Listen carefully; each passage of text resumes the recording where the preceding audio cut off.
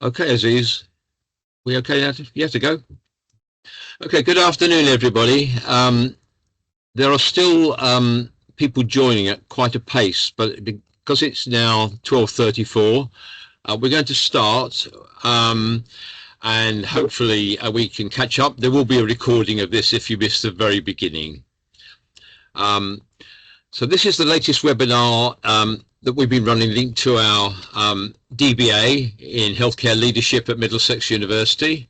With us today is Mary Hartog, who leads the programme with Julie Haddock-Miller. And Mary will briefly say something about the DBA in a moment. Today's webinar will last an hour, and it's a discussion with two significant NHS leaders. Before we go into that, can I ask you all to mute your microphones just to avoid someone accidentally interrupting the discussion with a phone call or some nice music or something? We're going to take lots of questions, I hope. And if you've got a question, could you please put them in the Q&A, and Julie will try to pick out a reasonable cross-section of the questions. We have two guests today. I'll introduce them now and then hand over to Mary for a moment. Professor Patricia Miller, who's got 40 years experience in public service, 12 of those as a chief executive, most recently as the CEO for the Dorset Integrated Care Board. And she's been outspoken on the importance of challenging race discrimination for both patients and staff. And our second guest is Sim Scavessa, who is chair of the CECOL Group, the National Network of Black, Asian and Ethnic Minority Non-Execs and Chairs in the NHS. And Sim is also a NED, Non-Exec Director, in two NHS boards. I'm Roger Klein. I'm a research fellow at Middlesex University Business School. I'll be chairing this and speaking as little as possible. So, Mary, could I ask you to briefly say something about the DBA, which this webinar is linked to? Yes, Roger. Welcome, everyone. I gather there are over 600 of you, so very pleased to have you join us. This is a public webinar linked to our DBA in Healthcare Leadership. And with Roger, Julie and other colleagues, both internal and external, we share a passion for challenging racism, discrimination, and culture and leadership within our organisations. And Roger's work in healthcare led us to believe there was a real appetite for a programme like this. So we launched the DBA in Healthcare Leadership 2 years ago, and I'm delighted to say we're now working with our second cohort. The kind of people it has attracted are professionals working in leadership roles, mainly in the NHS, though not exclusively. And they are interested in representation, they're interested in mental health services, they're interested in how you tackle racism within the NHS and how you change culture and get the kind of leadership that our patients and our staff deserve. And I was taken by something I read in one of our speakers'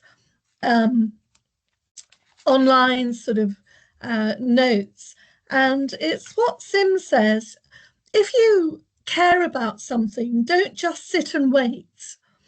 Go and find it, investigate it, ask questions, engage others, speak to people. And that's part and parcel of the approach we encourage our students on the DBA, Healthcare Leadership, to do through carrying out real life projects, often action research interventions in their organisations with the aim of change and with the aim of making a difference. So if you're interested in the DBA, Healthcare Leadership, please do come back to me, have a look at our website.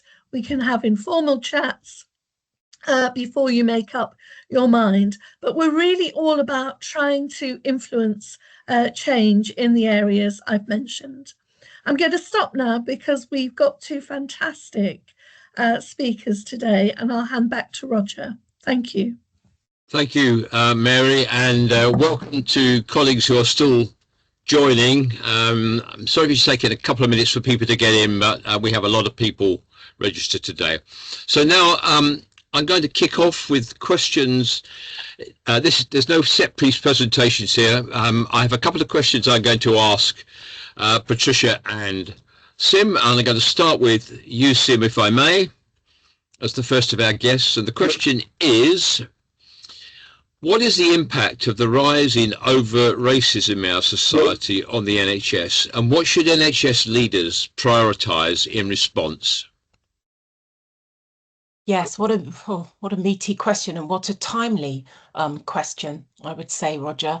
And the response is, forgive me, it's huge. There's been an awful impact, I would suggest, on what's happening. So let me start with, you know, I went to a meeting not so long ago during Black History Month, as we know it is, and most of us with dark faces talked about how it felt like the 1970s. So I was a child growing up in a county town in this country in the 1970s. So I got spat at. I saw the swastikas on lampposts and all that sort of thing, and people would call me names. But I think what Baroness Warsi was one of the speakers, and what she said for her the difference was, she said she encountered some of that as well, but the difference this time is that overtly racism is being spoken at the highest quarters. So, there's racist speak in Parliament, there is racist discourse in the media, there is racism and around us. And she said that racism and power is really dangerous. So that's the environment that we're operating in. And so the impact on the NHS is devastating, I would say, because actually, because of the civil society that we're in, I think there has been an emboldenment of those that are not inclusive or that don't have an inclusive bone in their body. So actually, this is now being played out on the train, in the street, and in the NHS organisations in which, we have worked or who we work with. And this is very frightening for staff. So that huge impact, imagine being a member of staff walking through your town where flags are flying with obvious intent and having to go to work and potentially being abused verbally by a patient, or even worse, abused physically by patients. So in the NHS, violence and aggression was already on the rise. And let's suggest that with the heightening of tensions and this toxic environment that we're in, it really has kind of increased that. So it's very, very frightening for staff, and frightened staff, as we know, can't operate properly, can't give of their best, can't be curious, can't be calm. It's very difficult to be effective. So we know this. So I think the other impact is maybe an excuse for boards or from some organisations to think, well, with all this going on, actually, our work on anti-discrimination and anti-racism and all of that process and everything that we were concentrating on, we can just put aside for a moment because actually it is not top of our list. So, and the problem with the NHS at the moment is capacity is squeezed. Everyone's thinking and talking about living within their means. So finance is very important, quality and patient safety. So with the squeeze of those things, the emboldenment and the toxic kind of environment gives an excuse perhaps for boards, for teams not to talk about inclusion as much as they did or they need to. So I think that's very frightening, because what we don't need is an excuse for the work to stop, or for boards or for leaders to stop demonstrating really good inclusive behaviours. So I think that's really, really, really important. But the fear with the staff is the point that you can feel. It's really dangerous, and staff are frightened. So what can we do? How can we help them? We've got to talk about it. That's the problem. It needs to be recognised. So we need a management that's culturally competent to be able to help. And sometimes people don't want to talk about it if you've had a horrible experience. It triggers things. But other people want to know there's help and there's a net, a safety net around you if you're feeling scared, if you're feeling scared to come to work. What's been really heartening is some of the responses from chairs and CEOs in trusts. People are trying, people are sending out notes of support to all staff. And it's really important. There is no hierarchy of protected characteristic. You know, we have a constitution in the NHS that we treat everybody. We have the Equalities Act, which enshrines in law how to be inclusive, and it's a civil and a moral kind of imperative. We know this. So I think the zero approach to tolerating poor behaviour by patients and by staff is really important. That's a really important priority, I think, for trusts and organisations. You've got to make a stand. You've got to remind people what your policies are, and then you've got to measure them. You've got to see where there's impact. You've got to ask the staff how they're feeling. So a lot of people are using their all-staff briefings.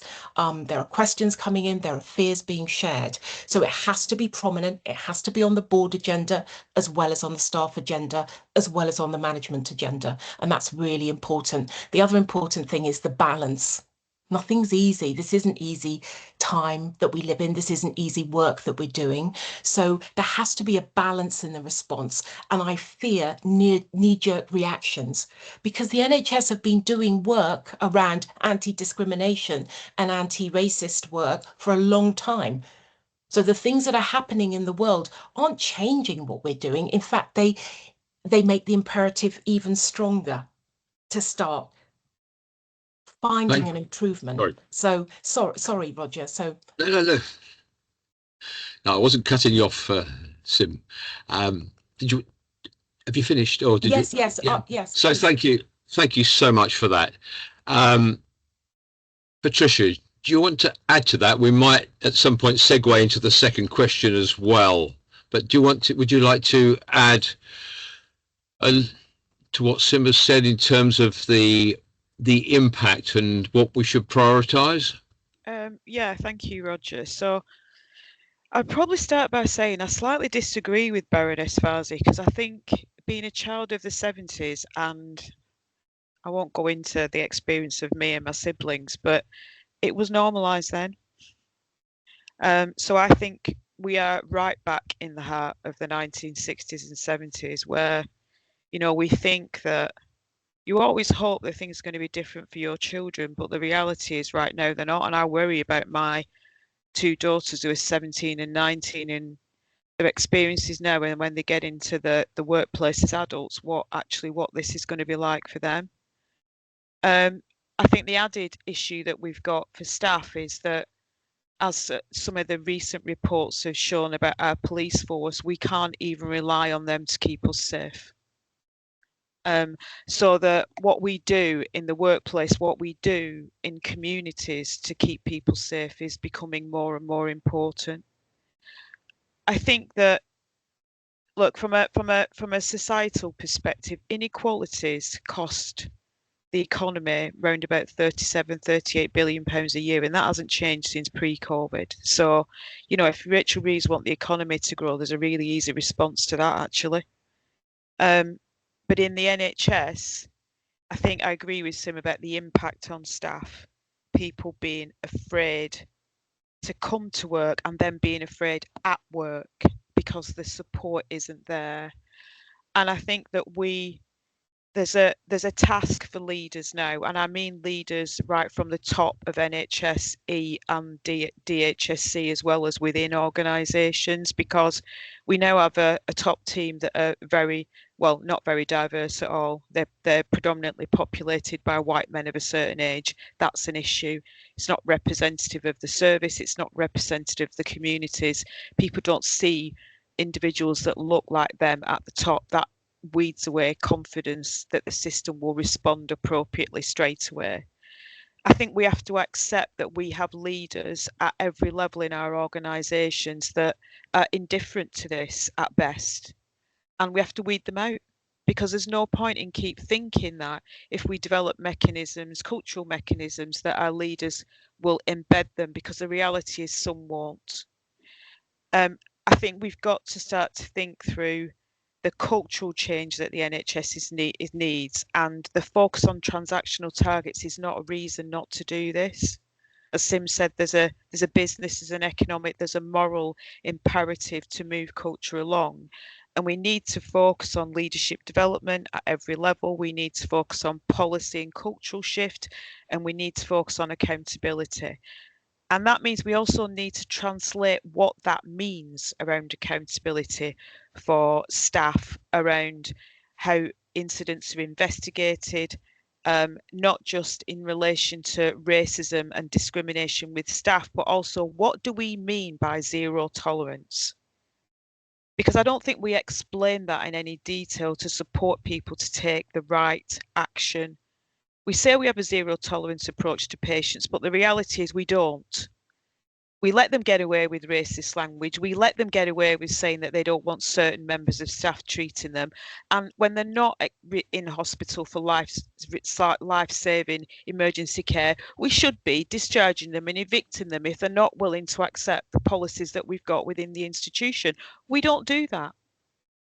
I think we also need to think through, when we implement leadership development, when we implement policies, when we implement accountability frameworks, this idea that every organisation can choose the way they do it and what they use is a nonsense.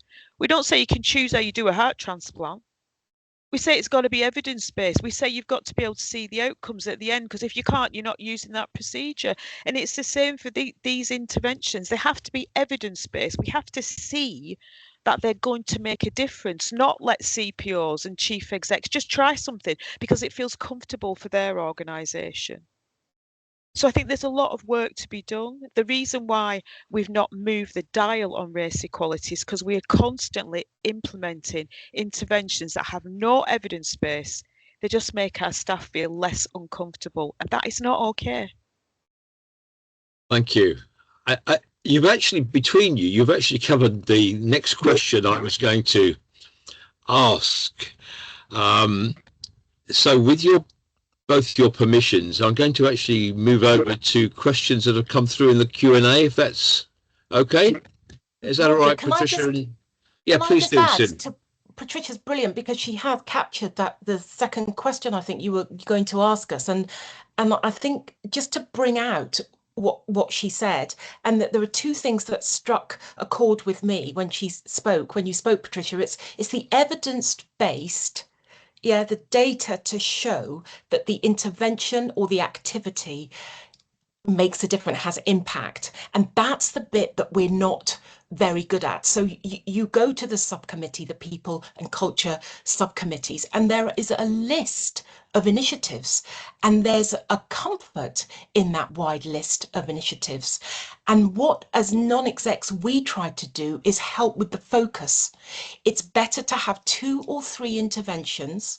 And in order, because I was thinking, why aren't we embedding them? Well, because they're not prolonged enough, they're not impactful enough, and they're not sustainable. Because this work can't be done through one training session and everybody's now anti-racist and all wonderful and inclusive. This is long haul work that requires consistency and persistence. It's like you can't have a conversation once. I keep saying to leaders, when I say, oh, what's your response to that? Oh, I sent out a statement, so that's okay. What, okay until next year? So I think it's about the sustainability, the continuity and the consistency of the message, and the fact that we need to be talking about inclusivity at the audit committee, at the finance committee, and at the quality committee, because it's like a muscle. You need to practice, and you need to discourse, and you need to find the way around this. So I think that's really important. And the other thing is the consequences. We need regulators with teeth. So the question I keep being asked is, how can you be have a CQC rating of outstanding as a trust, when if you look at the workforce race equality metrics, they're dire and they haven't moved for years. So there's a dichotomy there. You know, and some of our trusts, 60% of the staff, for example, in Imperial, where I work, are from an ethnic minority. Yeah. So it is impossible. So we need consequences. We need consequences to the inability to move this dial. It can't be done immediately, but progress can and should and must be made. We can't carry on like this for our staff because there is a patient safety issue, just as Patricia has alluded to. It's all tied up. So can I say, it's, for me, it's great hearing two leaders in the health service say a rather better version of what I say when I go into boards. I just wish every leader was in tune with what you're saying. On that note, I'm going to ask Julie if you'd like to pull out the first question that's come in on the Q&A. Yeah, thanks so much, Roger, Sim and Patricia. A lot of comments agreeing and thanking you for today's session and your honesty and sharing of stories. So thank you so much for that first of all. And a lot of comments where colleagues are sharing their views and their experiences more than questions. So I'm going to convert some of those into questions, if I may. So just on that topic, Sim, so you're talking about training there and culture. So a question around, does training really work? But is it much more about cultural change? And if so, what are those key levers around cultural change that need to happen? Who'd like to go first? I'm happy to go first, Roger. Patricia, please. So I think training does make a difference, but it's got to be very specific training. So just going back to what Sim said earlier on, this is not a one-off.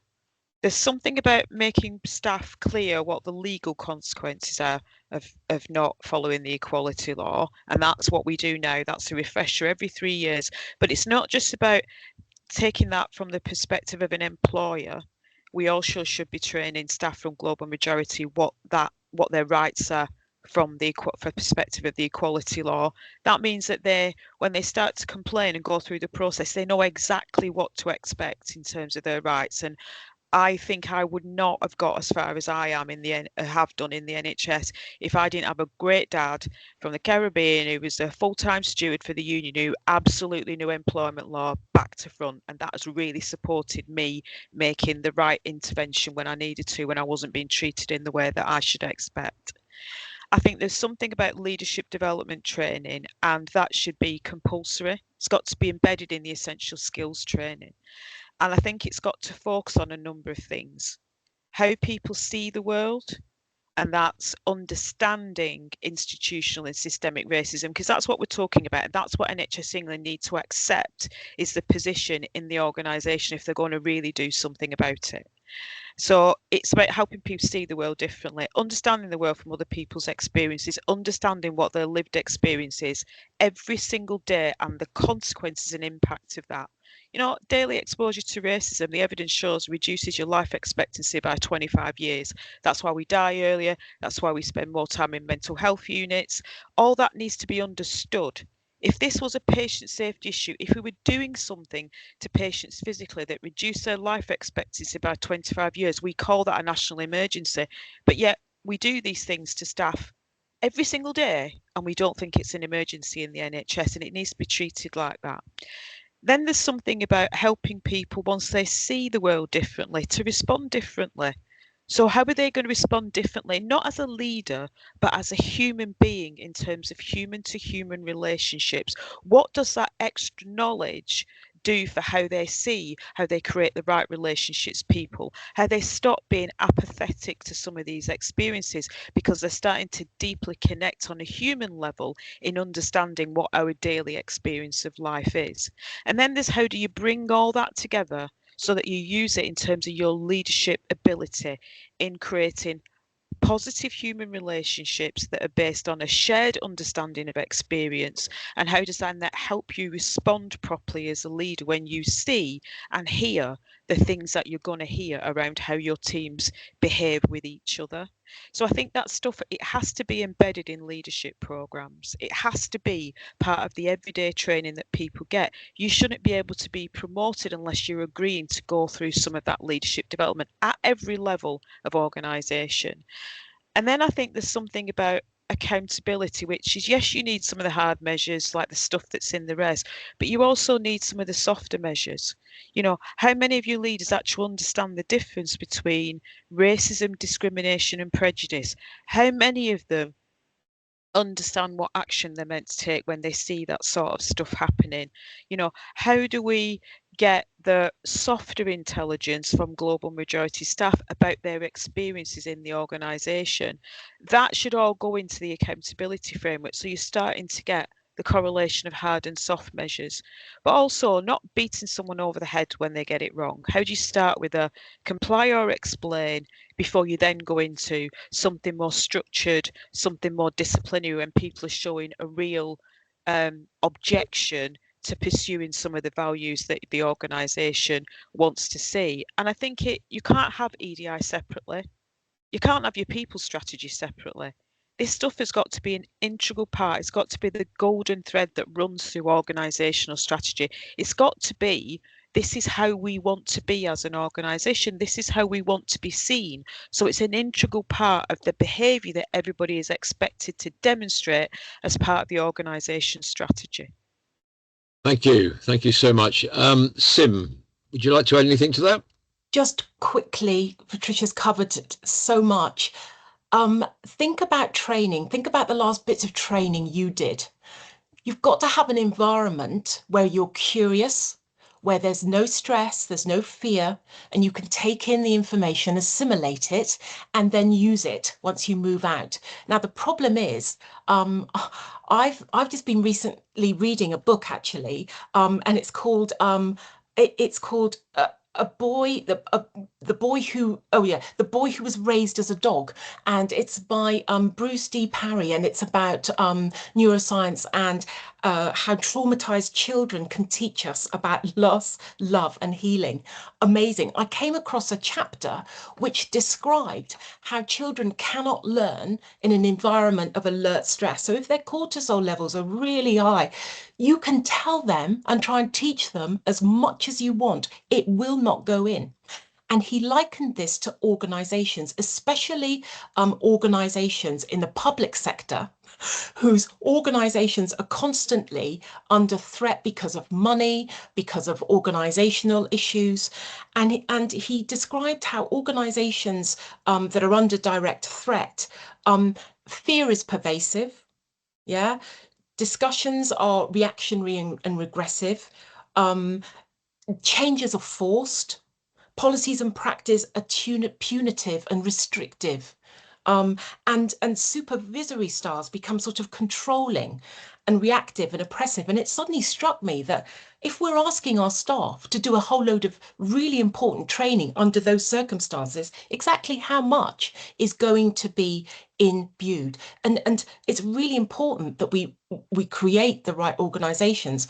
The other thing that struck me was I spoke to a load of A&E doctors, and we were talking about discrimination, inclusion.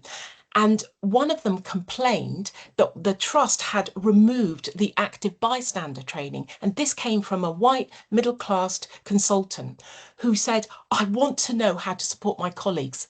I cannot bear when the patients speak to the nurses in this way. What can I do? So we reinstated the training because they found it really useful. It gave them practical tools and interventions that they could use that they hadn't thought about. It's a muscle they don't have.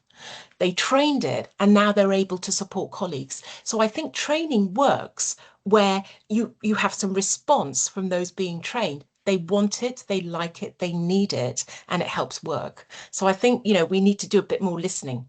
The other thing is, I think we need to think about cultural competence training, exactly what Patricia described.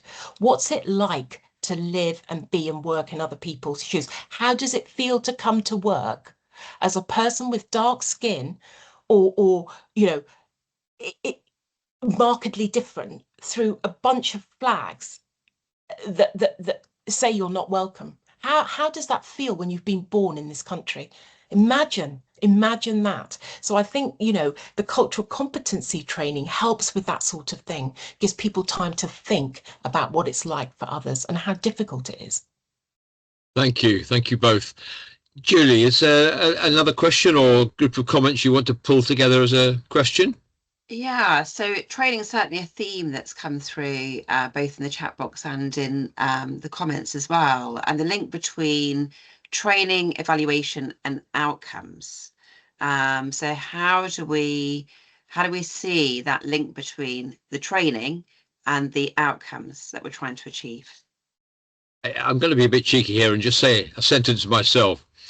I'm constantly amazed at people who suggest, as indeed the Prime Minister did a few days ago, that you can, through a one-off online mandatory training, bring about the sort of change that actually requires deep thinking, challenge, conversation, the opportunity to say things that are wrong and be challenged in a kind of constructive way about them. I think we've got a real issue there, which I won't spend time on, but I do think it makes this conversation a very timely one. I can't remember who went last time. I think it's your turn, Sim. Would you like to sort of respond to that question? It's really interesting because I sort of responded to it in my answer before, because you've got to have training. It is a way of being able to reach people about subjects that they don't know. And it's really important, and it should be mandatory, but it needs deep thinking. We need to pick the right training at the right time, and it needs to be updated, because the other thing is it becomes, you know, out of context and it doesn't become real. So I think it's really important that we measure impact through evidence of how people are treating each other. So, you know, the training, if it's working, we should be able to measure that and monitor it by, well, how are people treating each other, and what does the data look like? Is that starting to improve? And is the culture safer? Is there psychological safety? Are people saying, I don't need to go and speak to the Freedom to Speak Up Guardian, because actually I can talk to my immediate line manager, or I can talk to colleagues about this? Is there safety enough to be able to report feeling unsafe? And those would be the measures of the impact of some of that training. Also, a bit of more kindness going on, a little bit more grace, a little bit more patience with people that are different or speak differently or, you know, think differently. You have to be open, and you have to be not stressed to be able to be full of grace. And I'm not sure we're helping our staff, because it's a pressurized environment that they work in. So I think we need to be really mindful about less is more. It's back to focus. Let's not ask the staff to do hours and hours and hours of mandatory training, one after the other online. Got to bring it alive as well. Patricia.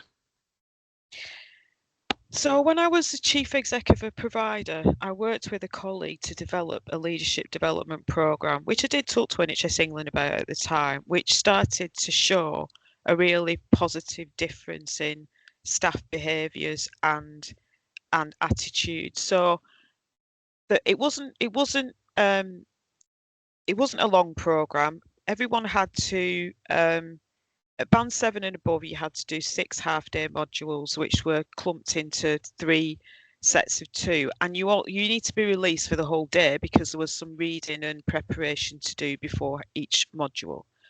And that programme focused on helping people understand what racism really is, what it looks like, how it manifests itself, whether it's overt or covert.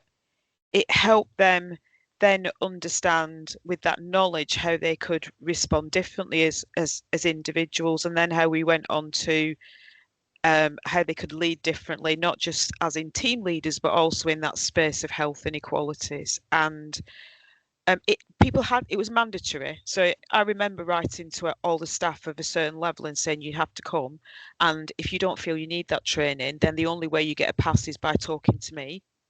No consultants came to talk to me after that, because they knew that the response would be, you need to go. And then for people of band 6 and below, we did something very similar, but less complex around behaviours and understanding. And what we saw after the first year of taking 300 of our leaders through that programme, we saw an increase of reporting in the staff survey, which is what we expected because staff felt more confident to report. We saw a significant increase in leaders understanding their role in inclusive leadership, understanding the difference between racism, discrimination and prejudice, and feeling more confident to deal with those issues. And we saw a huge increase in our global majority staff saying that even though incident reporting had increased, they were more likely to recommend the organisation as a place to work because they could see some positive action being taken to shift culture.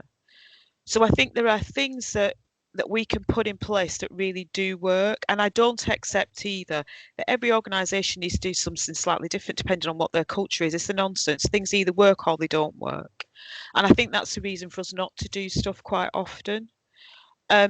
I think when we think about what we should be looking for in terms of success, it is a mixture of the things that Sim talked about. It's the hard things in the staff survey.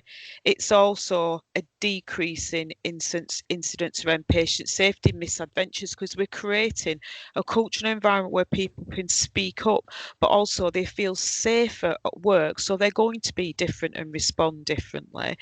I think you might see an increase in disciplinaries of colleagues that are the ones that have perpetuated the old kind of behaviours in dismissals, and that's okay because we have to get to a point where extra training or development is not the answer. Actually, we need to part company with people that are not aligned with organisational culture. So I think there are a mixture of hard and soft things. I think also there's something about when we revisit our policies, things like our disciplinary policy, our performance management policy, our recruitment policy, that we include staff from global majority communities in the rewriting of those policies. So we're starting to see those being developed and implemented through a lens of inclusion. And that requires taking a very different approach, because the reality is if we get some of this stuff right, it will challenge the way we see good and bad performance. It will challenge the way we do recruitment, because we'll have to be really honest and open about the impact of the way we've been behaving in the past. And one of the things that we found when we rewrote a lot of our policies is we asked our HR colleagues to interview 100 people that had been through the disciplinary process in the last 5 years to understand what their experiences were of that. And what we found from that was a poor experience of the disciplinary procedure because you've been reported because of the colour of your skin and not because you've actually done anything wrong, had a lifetime impact on your well-being, your health, your emotional well-being. It had a lifetime impact on you as an individual and then how you practiced going forward. So we need to think about all those things when we start to think about the right interventions and what the outcomes need to be. Thank you. Sim, do you want to add anything to that? No, I think another question. Right. Okay, Julie, next question, please. So there's a theme as well around safety and a few comments around the zero tolerance approach. Then how can we progress that in practice? I think, who wants to go first? Sim, do you want to go first? Yep. So how do we progress the zero tolerance approach? Is that in practice? What was the first bit, Julia? And around safety. So safety is another theme, and patient safety and colleagues. Everybody knows how many reviews have we had into safety, maternity? How many maternity reviews have we had? And what have the findings been? They've been pretty consistent, haven't they? That, there's a breakdown in the culture or the team dynamic where issues have occurred. And it's usually exclusionary. And I've had phone calls from consultants, female Black consultants, who have found themselves not on the WhatsApp chat, on the WhatsApp chat for the consultants group for that particular division. So they didn't know what was going on. There was chat going on. And when asked why they weren't part of that group, they were told, oh, because it's banter. We didn't think you should be involved. Now, and this is where they were discussing, you know, sort of team dynamics and this sort of thing. So culture and the way we treat each other and the way that we're inclusive, it matters, because it matters how people work together, and how people work together is how they deliver the service for our patients. So it it's not a soft thing. It's not something that we can just put to one side because it's too difficult to create. That's for sure. So any trust that doesn't have culture at the heart of its senior management team, because culture starts at the top from the board right the way through to the CEO. You can feel the culture when you walk into an environment. You can see it. It's tangible. And that's really important, because that's what the staff and patients feel when they walk into those spaces. So I'm afraid it's all inextricably linked, really. The zero tolerance, Patricia's right, you've got to be very clear about what that means. Does that mean if there's a zero tolerance policy for patients, how do you tell them up front what the policy is, so that if there's bad behaviour, you can administer that? And that behaviour could elicit a ban from that particular treatment area, or actually being marched out of the area. So I think, you know, it's very difficult, because we have to treat everybody. The NHS needs to treat everybody, but to what extent? Right. So I think we need to look at the updated guidance. I think I just saw a note there saying there's some updated guidance, but it's really tricky. And each trust is grappling with what that means for them, and how difficult things are. So there are lots of body-worn cameras now in A&E. And that's something that North West London have put into place, into practice, because it's really important to be able to gain data to understand what's going on. And it stops some people being so aggressive if they know they're being filmed. So it's a deterrent, which is really useful, because at the end of the day, you just want to de-escalate, de-escalate, de-escalate. Thank you. Patricia. So I think that, look, the evidence is really clear. Incivility in the workplace raises patient safety risk by around 25 to 30%. So the evidence is there. We know what the impact is. I think there are a few things that we need to think through in terms of action. So I think leaders need to be a lot more visible than they are now. When you're visible and you see people forget who you are eventually when you go somewhere so often, that you talk to staff about what goes on at home, what goes on at school, blah de blah. They forget who you are, and normal behaviour comes to the surface. So leaders need to be much more visible and stop saying that operational pressures mean that there's not the opportunity to do that. I remember a chief exec saying to me once, you've got a choice about how you spend your time, and being visible really matters.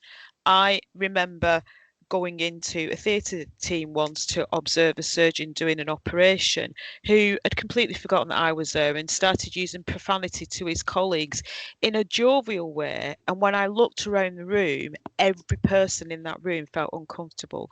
And when I had the conversation with him to say, you're a brilliant doctor, you've got fantastic outcomes, why would you diminish your reputation as a leader by behaving like that? He had no idea that what he saw was creating a comfortable, jokey atmosphere actually was inappropriate and made people feel uncomfortable, which meant the environment was less safe. So leaders need to be visible to be able to see some of that stuff. I think when we move to investigations around discrimination, we need to make sure that the people that are doing the investigations actually have training and understand what racism is. Quite often we don't. We choose someone who's had the training on how to do an investigation. We don't make sure that they've got the knowledge that they need to be able to reach the right conclusions. Again, I remember asking for someone to do an investigation on an incident, going away on sick leave, coming back and finding no case to answer because the person that had done the investigation had no idea what they were looking for. So we need to be really clear about that. I think then there's something about what do we mean by policy and zero tolerance? And I actually think when we talk about zero tolerance for patients, we actually need a policy that's set nationally, that's got legal advice behind it, that says, you know, when you behave in this way to a member of staff, then here's a traffic light system that will be used, and then you won't receive treatment unless it's life or limb. And be really clear about that and publish it to the public so they know what to expect. And then there's something about how we deal with our own staff, and people are quite often afraid of going through a process that means dismissing someone. But actually, if that's what's needed, that's what's needed. You know, yeah, we can go through the softer approach at the beginning of maybe someone needs some additional training and make sure that training is going to be effective. But if it's not, and that behaviour repeats itself, then we have to be prepared to go through the dismissal route, because that person cannot align themselves with the values that we expect. And being really clear about that as leaders, that it's not a punitive approach. It's about saying that these behaviours are acceptable and these other behaviours are not. And if you continue to persist with them, then you won't be welcome as an employee in the organisation anymore. It reminds me of the famous video clip of an Australian general basically saying the bad behaviour you walk past is the bad behaviour you condone and permit. Julie, we've still got time, I think, for a couple more questions. Certainly one more question if you'd like to pull two or three comments together. Well, there's one that may also be for you, Roger, which is around what is the role of trade unions in influencing the NHS cultural leadership?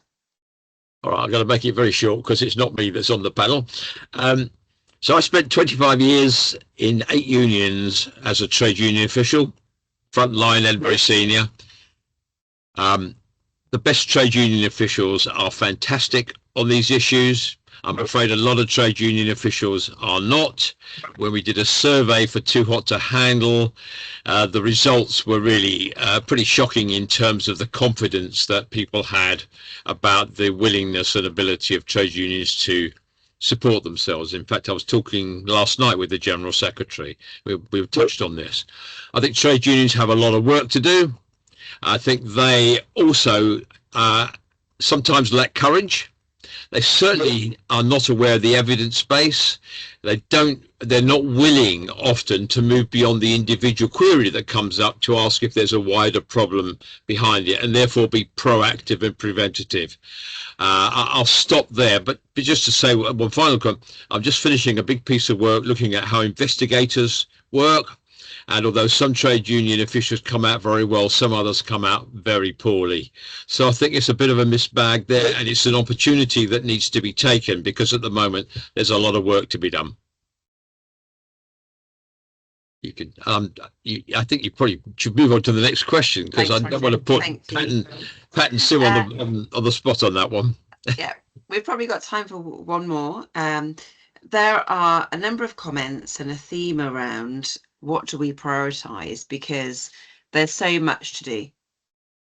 We've talked about culture, we've talked about leadership, we've talked about training and various other streams and activities. So there's a few questions around what do we prioritise, bearing in mind capacity and resources. Sim, you touched on that. Shall I ask you briefly to say something on that and then go to Patricia? Yes, it's really difficult, isn't it, to know what to do? But for me, it's easy. It starts with leadership. It's like it has to be that the language of inclusion, it starts at the top, and it's a language that is pervasive. It's common parlance. It's an area and agenda that is spoken about consistently at board level, at every subcommittee, and the way, the lens through which finance or audit or anything like that is viewed also has to be through the lens of race. And that's how you can ensure that race becomes inclusion becomes a subject that is pervasive, that is over everything. So, you know, it's impact assessments when it comes to decisions in financial decisions. It's about audit of culture, not just of metrics when it comes to the audit role. So it's really difficult to know what to do first, because I think an organisation will be in different states and different places. So it's got to be clear that less is more, though. 47 initiatives are around EDI are not going to work. So I'd like the leadership to be focused, that focus and that gaze, if you like, to be consistent and pervasive. And then for few initiatives to be measured and for the impact to be measured. And if there isn't impact, that they are dropped and you move on to the next thing. So focus on focus of those activities, please. And I think that it all starts there, because then you can have a conversation about the constraints that the NHS is under in terms of finance and quality, at the same time as talking about this agenda, race, as the protected characteristics, as people. We have to deliver something in a toxic environment. Therefore, you have to be aware of how people feel and are behaving all around you. And it is everybody's responsibility. That's the priority.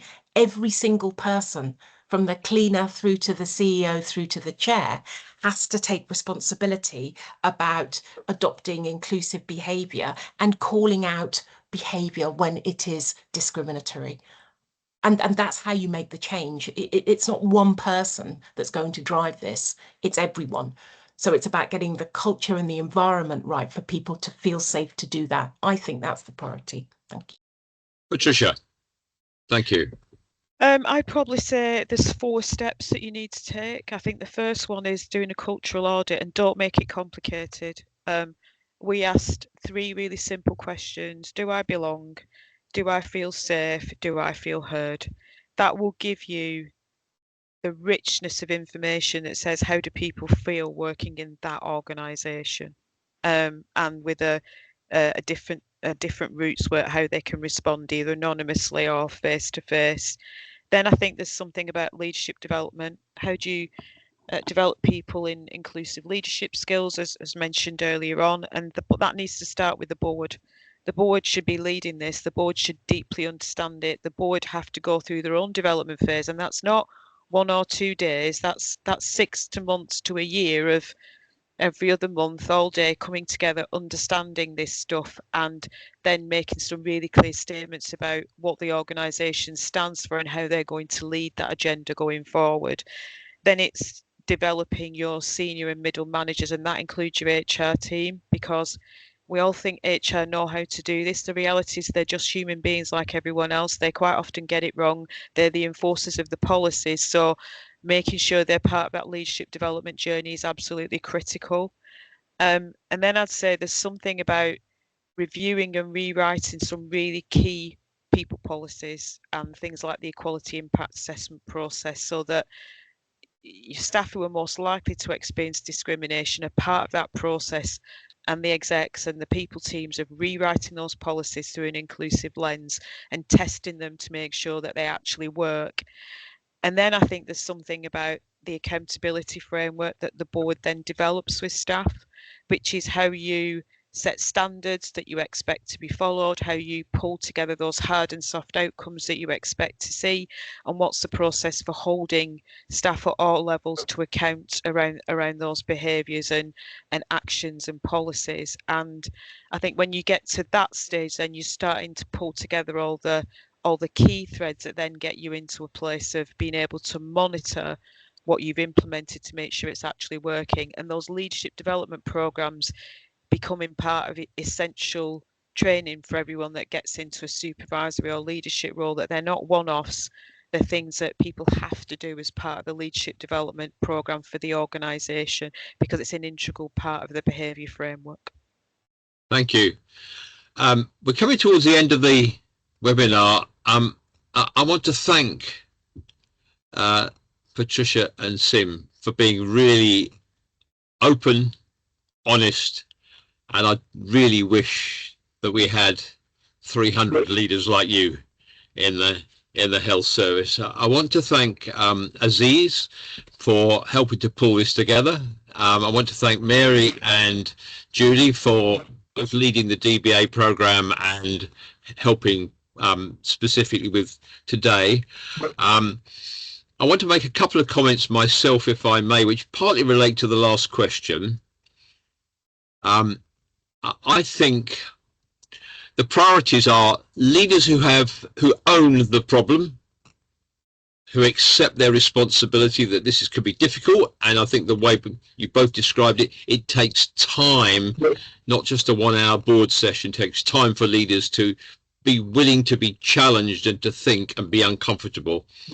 The second thing is courage, the willingness to stick your head up above the parapet, even when it might be unpopular today to say so or to do so. I think the third is to see this work as being as much about improvement and not just about compliance. It's not about being politically correct. It's about doing stuff that will improve the way the health service is run. And I think it's then about being proactive and preventative. We don't wait for other problems just to be raised by individuals. We have vast amounts of data in the health service, so we should be proactive and preventative. And finally, and it's a point that both Patricia and Sim have made, is this. Boards, if I was a chief nursing officer and I went to a board and said, we're going to deal with an outbreak of MRSA, I would expect to be ready to answer the question, what likelihood is there? What confidence do you have that this is likely to work, what you're being proposed? We don't do this most of the time around race discrimination. We do stuff that isn't going to work, as Patricia said at the very beginning.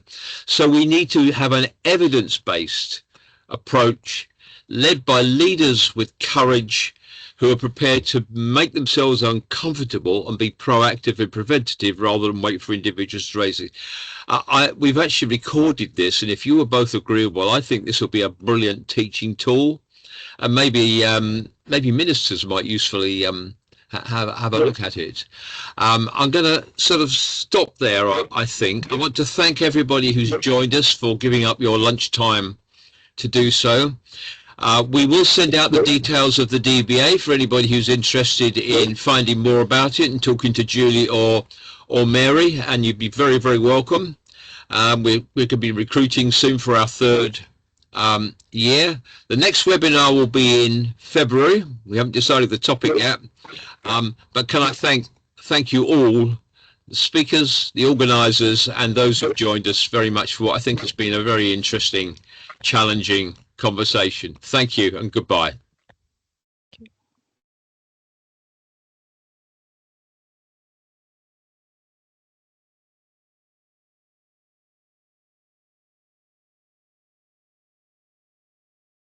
Thank you.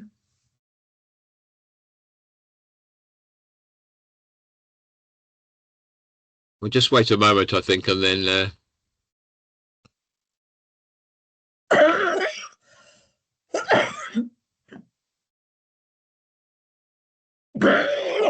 Patricia and Sim, you were really, at the risk of embarrassing you, you were absolutely brilliant. Really, it's maybe it's because for me it was other people saying much of what I often say, but it was really I think it was done in a really convincing